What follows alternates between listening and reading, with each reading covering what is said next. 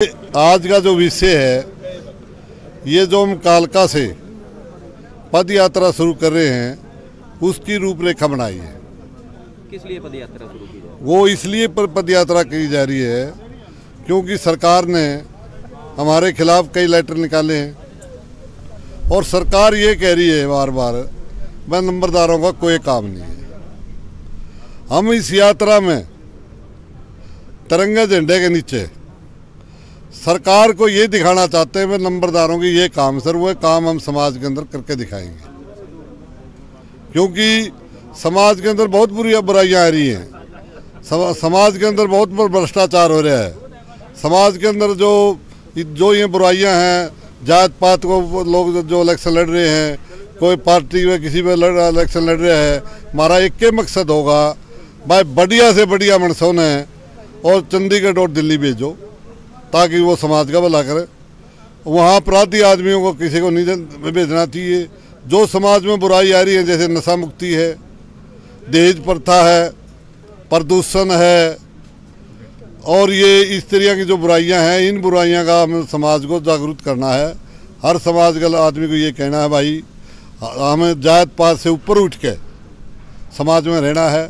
सभी लोग एक ही जाति के हैं, एक ही धर्म के हैं, सबके लिए समान है। जो परमात्मा ने जिनका जन्म दे दिया वो सारे आदमी समान हैं। तो इस करके हर आदमी ने किसी से नफरत नहीं चाहिए और ये नंबरदारों का यही प्रचार होगा। क्योंकि गांव का जो नंबरदार होता है वह एक हेडमैन होता है और जब समाज के अंदर जब भी बुराइयां आई है, उन अच्छे आदमियों ने उन बुराइयों के लिए प्रचार किया है। और अब नंबरदारों का ये कर्तव्य बन जाता है, जो समाज में आज से बहुत बड़ी बड़ी बुराइयां आ रही है, इन बुराइयां का प्रचार करें, इनको ठीक करें ताकि समाज भाईचारे से रहे। इसका मकसद है, जो यात्रा का मकसद है यही है। ये पूरा हरियाणा में हर गांव में जाकर ये नंबरदार प्रचार करेंगे। मुख्य मांगे क्या रहेंगी? मुख्य मांगे ये है, सारी जो ये सामाजिक बात से जैसे नशा मुक्ति है, हमारी ये कोशिश होगी कि सरकार इस हरियाणा को नशा मुक्त बनाए। और कुछ नंबरदारों की भी मुख्य मांगे हैं, जैसे सरकार ने ही ये लेटर कार्ड रखे हैं, किसी में कहते हैं 60 से 75 का मेडिकल दो, क्योंकि नंबरदार ने मेडिकल देने की ज़रूरत नहीं होती। नंबरदार तो बुद्धि से काम ले है। मेडिकल किसका हो? जो सेना का काम है, पुलिस का काम है, उन लोगों का तो मेडिकल लो। और जो ये इस तरह की बातें कर रहे हैं, सारे नंबरदार समझदार हैं, हर चीज़ को समझने लग रहे हैं। क्योंकि जो सरकार की या कोशिश से भी नंबरदारों को हटाया जाए, लेकिन हम सरकार को ये जताना चाहते हैं भाई सरकार तो आनी जानी है। 98 में बंसीलाल ने भी यही सोची थी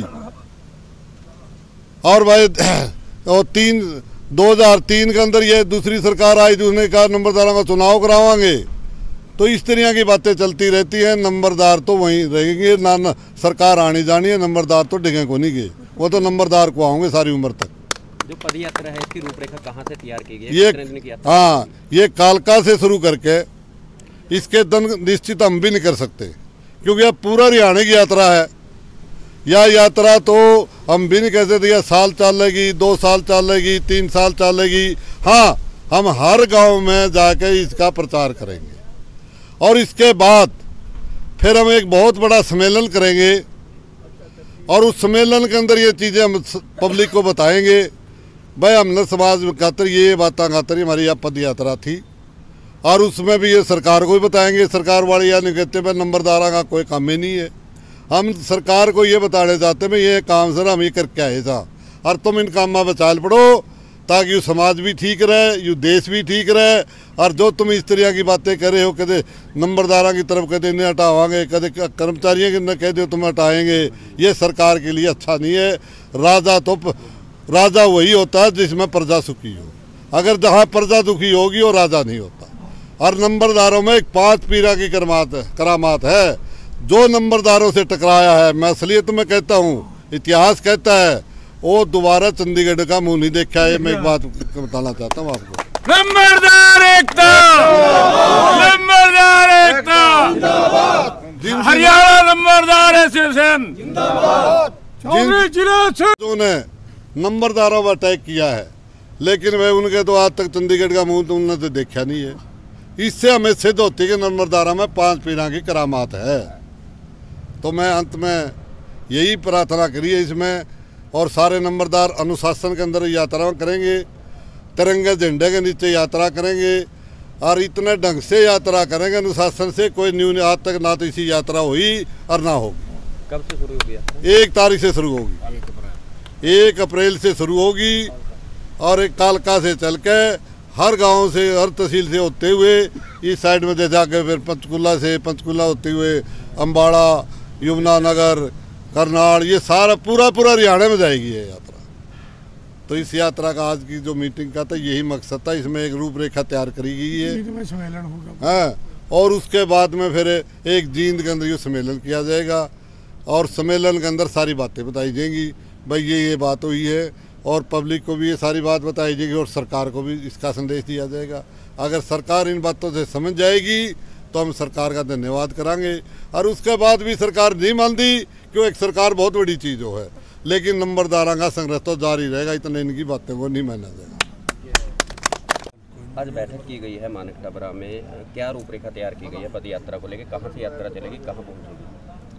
आज हमारे यहाँ मानक टबरा गुरुद्वारा साहब में ज़िला पंचकुला के नंबरदारों की मीटिंग करेगी, जिसमें हमारे स्टेट प्रधान चौधरी जिले सिंह जो को भी आमंत्रित किया गया। ये फैसला किया गया कि हम 1 अप्रैल को 10 बजे कालका से ये पद यात्रा शुरू करेंगे। पंजौर, सूरज पर, पंचकुला होती हुई, रामगढ़ से होती हुई ये बरवाला से फिर रायपुरानी से हम जाएंगे ज़िले अम्बाड़ा में नारायणगढ़ रोड पर, जहाँ पर ये जिंदल कॉलेज है। किस तरह से पहले दिन यात्रा कहाँ से चलेगी, कहाँ समाप्त की जाएगी? पहले दिन हम कालका से चल के शाम को नाडा साहब विश्राम करेंगे जी, और 2 तारीख को नाडा साहब से शुरू करके दोपहर हमारा लंच का प्रोग्राम ये अपने जगदीश जी नग्गल वाले के पास है, और शाम को हम अपने गुरुद्वारा मानक टबरा साहब में ही यहाँ स्टे करेंगे, रायपुरानी में जी। और 3 तारीख को यहाँ से शुरू करके फिर हम उसमें ज़िला अम्बाला मतलब नारायणगढ़ वालों को सौंपेंगे।